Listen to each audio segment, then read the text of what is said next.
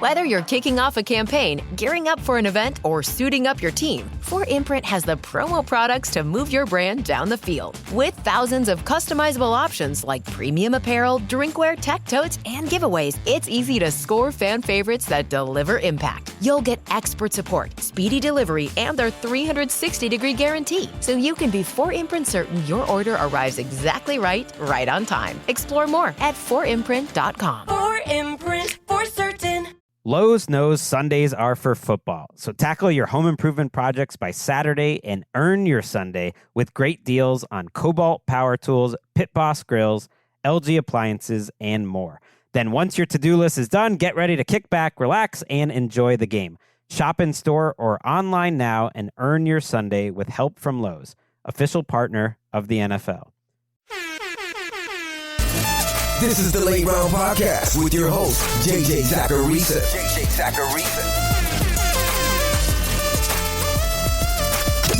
What's up, everyone? It's JJ Zacharisa, and in this episode 1046 of the Late Round Fantasy Football Podcast, sponsored by DraftKings. Thank you for tuning in. There's no better way to get closer to the action with DraftKings Daily Fantasy, the ultimate destination for football fans. New customers can play free for their share of millions in prizes with their first deposit of $5 or more. Download the DraftKings Daily Fantasy app and enter promo code LATEROUND to play free for your share of millions. The crown is yours. Gambling problem? Call 1-800-GAMBLER. In New York, call 877-8-HOPE-NY. And Connecticut, call 888-789-7777. 18 plus in most states. Eligibility restrictions apply. Ends December 31st. See terms at DraftKings.com/promotions. It's a mailbag day. Let's get to these questions. The first question this week is from NFL Bernie on Blue Sky. It says, is Brashard Smith still a drop in redraft? Or are we holding now because of the Isaiah Pacheco injury? Looks like Kareem Hunt is going to be the guy given the last game. Do we think Kareem just takes over? So I had this discussion with Late Round Fantasy Football subscribers on my Tuesday night live stream with them. I think this is just a really important general outlook on fantasy football. When young, up-and-coming, and promising players have a clear path to more opportunity, you want to lean into that. You don't want to go away from it. We currently have Kareem Hunt projected for the most work in that backfield here in Week 9. And the most likely outcome this week is that Hunt sees a huge workload, that he's way more productive. And then next week, we're all sitting here with the Chiefs on bye, and we're saying, can I just cut Brashard Smith to make room on my roster? Just because that's the median outcome doesn't mean that's the only outcome. And it doesn't mean that we should act now, before that game's even played. Because what happens if the Chiefs don't give Kareem Hunt the workload we expect? What happens if Brashard Smith sees a little bump in work and he's just really, really good on his limited touches? What if it tells us that it could lead to more volume down the stretch? These types of moves in fantasy football, they're not going to work out all the time. In fact, they're going to fail more than they're going to succeed. When you're talking about someone that you're getting off the waiver wire who's young, who's often a rookie, and you're seeing if that player can take advantage of more opportunity, it usually won't work out. But when it does, it can really pay dividends. I mean, look at Oronde Gadsden right now. I talked about Gadsden pretty early on in the season because he had good peripherals when he was first active. Now, never did I think that we were going to see this. But you take a chance on talent that you like, and you see where it can go. You see where opportunity can lead itself. He had opportunity with Will Dissly out, and it ended up working out. Oftentimes it won't work out. I'd say it hasn't really worked out for someone like Alec Iamaner. That's just a random example. That dude's probably been tossed around your fantasy league this year. It may not work for Jalen Knoll. Maybe his workload doesn't get any better, especially with the other wide receivers getting healthier. We see this all the time. But if you believe in the player, you believe in the fit, you believe in the environment, you should take a chance on that player and at least have that dude rostered through that potential opportunity. This is a game of probability. I say it all the time. And this is such a great example about thinking in range of outcomes. Don't get rid of Brashard Smith now. Just because Kareem Hunt has a better outlook in Week 9 doesn't automatically mean that Smith can't improve his fantasy value from Week 9 into Week 10 and beyond. And even if he doesn't, I still think it's the right process to buy into explosive, potentially very talented rookies. You won't regret doing that in the long run. This next question is from Patreon. It's from Cone ST. It says, how do you view Justin Jefferson rest of season? Would you be looking to trade him now? It was concerning that we've only seen one good quarter from JJ McCarthy, and they preferred to play Wentz when he was clearly banged up over McCarthy, who looked healthy on the sidelines. I see guys like Rashee Rice, Emeka Egbuka, or Rome Odunze having a better rest of season just for the fact that they have more capable quarterbacks throwing them the ball. I mean, Patrick Mahomes, Baker Mayfield, sure. But to throw Rome Odunze in there because of his quarterback, that's kind of crazy. Odunze's had a 63% catchable targets rate this year on a 26% target share. That's according to Fantasy Life data. Justin Jefferson has a 70% catchable targets rate on a 31% share. And for the record, according to Fantasy Life data, in weeks 1 and 2 with JJ McCarthy, 77% of Jefferson's targets were deemed catchable. I love Odunze. I'm heavily invested in Rome Odunze this year. I want him to ball out, trust me. But I don't think he belongs in the same tier as Justin Jefferson. I'm not really buying this soft benching narrative for JJ McCarthy either, nor do I really want to speculate. All I want to say is that even though McCarthy made some mistakes, he had some bad throws to start the season, he did play well during the second half of that opening game against Chicago. And everyone's criticizing his play against Atlanta, which I agree. It was not great. But we now know that Atlanta's only allowed one 200-yard passer so far this year. And it came last week with Tua Tagovailoa throwing for 205 yards. Justin Jefferson is beyond an elite talent. He's one of the best wide receivers that we have literally ever seen. Despite playing with a broken Carson Wentz, he's averaging well over 15 PPR points per game this season, with one touchdown. He hasn't scored since week 1. I can't sit here and say that I'm overly bullish about JJ McCarthy. We don't really know right now. But I'm definitely bullish on the talent of Justin Jefferson. And it doesn't hurt that Minnesota in the fantasy playoffs, they get the Cowboys, Giants, and Lions. It's hard to find a better 3-game stretch than that. So I'm more in the buy camp than the sell camp with this passing offense and this offense in general. Kevin O'Connell, he's one coach to feel pretty good about. This next question is from Patreon. It's from Florian Sindler. It says, hi, you think Trey Benson will be a solid RB2 after his return? So I got a lot of questions this week about my favorite trade targets for good fantasy teams. And honestly, I think this one could be for any team that's like 500 or better right now. Trey Benson was ranked way too low, in my opinion, in rest of season rankings this week. I was way higher than the market with Trey Benson because I expect when he's back, he's going to see a good workload in that backfield. Not only that, but if the Cardinals give him some time to recover, at the very least, he's set up decently for the fantasy playoffs. They'll get Atlanta, who's been worse against running backs of late, and then Cincinnati, who's the best matchup for running backs in week 16 and 17. But yeah, like Benson didn't give us crazy production in week 4, which is the last time we saw him. He had a 73% running back rush share, though, and a 12.5% target share. I do think when he's back, they're going to sprinkle in some of the other backs, potentially a DeMarcado type for third down stuff. But Benson has a shot to be a solid RB2 when he's back and healthy. And that could happen very, very soon. It's obviously a risky type of player to buy into because injuries are never certain. We never know when someone's going to be fully healthy. We can't just assume he's going to be back in normal. But when I say I was higher than consensus this week, consensus was just very, very, very low on Trey Benson because a lot of times the market forgets about these kinds of players. But overall, I think he's a buy. You're weighing the cost benefit. Of course, there's downside, but there's also upside there. And the schedule is a net positive for Arizona Cardinals running backs rest of season, though their matchup against Dallas this weekend is definitely helping that. This next question is from Twitter. It's from @DropTaco. It says, how do we feel about T. Higgins' targets the last couple of weeks? Feels like we got bailed out last week with a touchdown. Yeah, I mean, this Bengals offense is absolutely wild right now. You can say that you were high on Jamar Chase when the Bengals traded for Joe Flacco, but absolutely no one on planet Earth was projecting Jamar Chase to see a 46% target share. That's literally historic. Literally no player in the modern era has come close to that across a season. Not to say that Chase is going to do that across a season, but that's also the point, right? Regression is probably going to hit. Like we very, very rarely see a wide receiver with multiple 50% target share games in a given season. JSN's done that this year, and Jamar Chase has over the last 2 weeks. Basically what I'm saying is Chase is clearly running really hot right now. It's not in me to assume he's going to maintain an almost 50% target share. That's absurd. He's just so talented that even when he does see that dip in target share, he's still Jamar Chase. But I bring that up because T. Higgins over the last couple of games, he's felt that impact. When targets are being funneled at that rate to Jamar Chase, they're not going to go elsewhere. And that's why Higgins had just a 6% target share this past week. Now, he fortunately found the end zone on a 44-yard touchdown, but he only had 2 targets. So my stance is that I don't really think anyone's buying Higgins given what Chase is doing right now.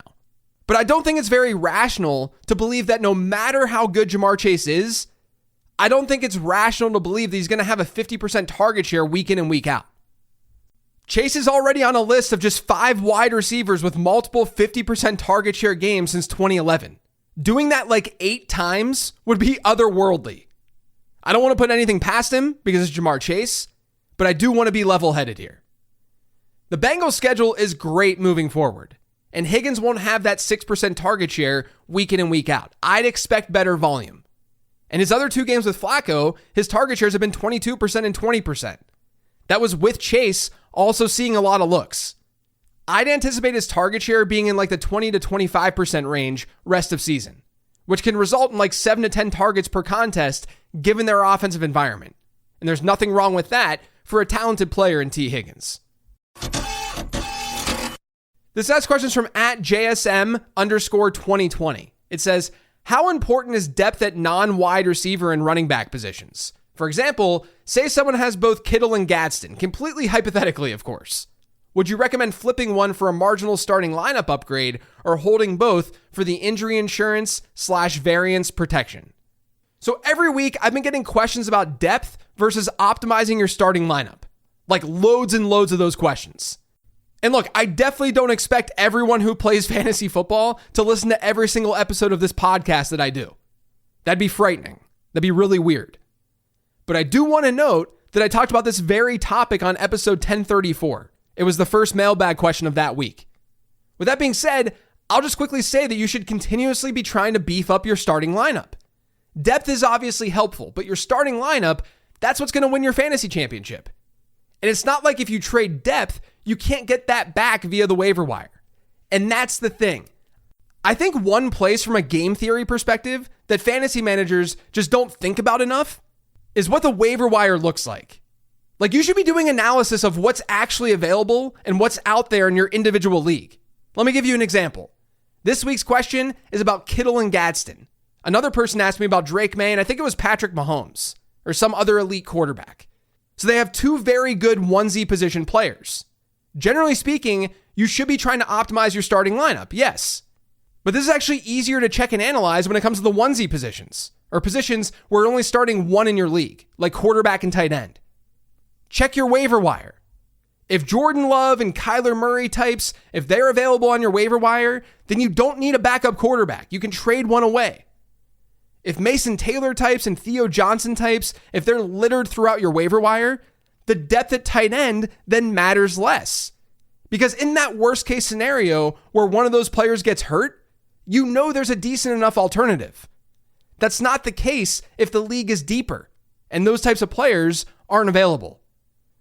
And just remember that you can always try to refill your depth. When you make a trade to optimize your starting lineup, you're not like losing a bench spot. But when you make that trade, you should absolutely have what's available top of mind. The last question this week is from @MTDynastyFF. It says, hey, JJ, which rookie wide receivers do you see breaking out in the second half of the season? So aside from the obvious guys like Tedero McMillan, I guess Travis Hunter too, who was a 15 transactions buy this week, let's talk about a handful of rookie wideouts who I think could be possible second half breakouts. Injury, possible trade deadline movement, that's going to help these players out too. And that's more unpredictable. But when I combine how they've performed, the situations they're in, and their talent profile coming out, here are some wide receivers who pop to mind. Luther Burden is one of them. He's flashed this year, and unfortunately, he suffered a concussion this past week, so we can't see how his usage changed week over week. But he's a very talented player who scored really well in the ZAP model. I still think he's a good stash, and he's got good contingent upside with an injury to Rome Odunze, DJ Moore, or even Olamide Zaccheaus. I want to roster talented players, and I'm of the belief that Luther Burden is talented. He's averaging the same number of first downs per route run as DJ Moore right now. Fantasy points numbers have him with the best fantasy points per route run rate on that team. And he's got by far the best yards per target over expected according to fantasy points too. Now those are all small sample driven, and he made a splash play earlier this season. I get all that. But let's see what he can do with a bigger role. And there's a chance that that bigger role comes to fruition down the stretch. Another one's Jalen Knoll. I already talked about him on 15 transactions. The median outcome with Knoll is that he's buried on that depth chart behind a healthy Nico Collins and a healthy Christian Kirk. And that's really, really frustrating. But he's now given us pretty great performances in back-to-back games. I don't want to just ignore that. And the Zap model really liked him too. He was a super versatile player who comped to Randall Cobb. Jaden Higgins is probably the safer bet. He might run more routes from like a median projection standpoint. But I think Knoll brings a dynamic to this offense that they desperately need. Tez Johnson's another one. This is pretty self-explanatory. He's seeing more work given all the injuries in Tampa Bay, though I do think if Jalen McMillan is back down the stretch or if Chris Godwin returns, Tez Johnson's not going to be quite as usable. But he's still someone to watch. And I know I'm naming a lot of players, but I do like Chimere DK too. He gives that offense a yards after catch element that they're not getting from the other wide receivers. I'm always intrigued when a wide receiver does something that the other players just don't generally do. And he really wasn't a bad prospect. I talked about that earlier this week with his breakout score in the Zap model. Now, some deeper ones. Pat Bryant. He was a pretty strong prospect. I was definitely surprised by his draft capital, though. But Denver's a team that has multiple injury outs for Pat Bryant to get more work. And he's been over the 50% route share mark over his last 4 games. He was well below that during his first 4. He's had 4 targets in back-to-back contests. So Pat Bryant should be on your radar. I'll also call out Jack Besh here if Jacoby Myers gets traded. He was an okay prospect. He had the draft capital. He's a tough player. He can handle a lot of volume, hypothetically. And then the last one, I'm going to go with Torrey Horton. He flashed at times this year, though it's really tough to get a lot of work alongside JSN and even Cooper Kupp. But Kupp is 32 years old. He's just been mostly fine this year. I like him this week, like I talked about in the Sleeper Show, but there's always a possibility that we start to see a shift in usage there. And there are going to be some other rookie wide receivers who just have injury upside, like Isaac Tesla. But those are some rookie wideouts to watch out for. I think the final couple, they're a little bit more long shots. But even like a Pat Bryant, in deep leagues that I'm in, I've stashed him. Going back to what I said earlier, you've got to look at the waiver wire and look at what you have rostered to see if it's worth it. And you can use the information that I just gave you to see if it is worth it. But remember, not many rookie wide receivers are going to break out, especially if they were day 3 picks. So at least temper your expectations. That's it for today's show, though. Thanks to all of you for listening. If you yet subscribe to the Late Round Fantasy Football Podcast, make sure you are by searching for it pretty much anywhere podcasts can be found. And don't forget to follow me on Twitter and on Blue Sky at Late Round QB. Thanks for listening, everyone. I got an episode of Late Round Perspectives dropping later today. And then there's also the Late Round Fantasy Football Show. We'll be live at 1 p.m. Eastern on the YouTube channel. That's youtube.com/@LateRoundFF. But if you miss it, that episode's audio will drop in this feed tomorrow morning.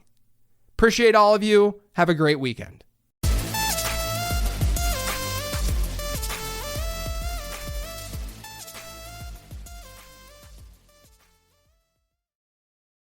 Tired of spills and stains on your sofa? Wash away your worries with Anabay. Anabay is the only machine washable sofa inside and out, where designer quality meets budget-friendly prices. That's right, sofas start at just $699. Enjoy a no-risk experience with pet-friendly, stain-resistant, and changeable slip covers made with performance fabric. Experience cloud-like comfort with high-resilience foam that's hypoallergenic and never needs fluffing. The sturdy steel frame ensures longevity, and the modular pieces can be rearranged anytime. Shop WashableSofas.com for early Black Friday savings, up to 60% off site-wide, backed by a 30-day satisfaction guarantee. If you're not absolutely in love, send it back for a full refund.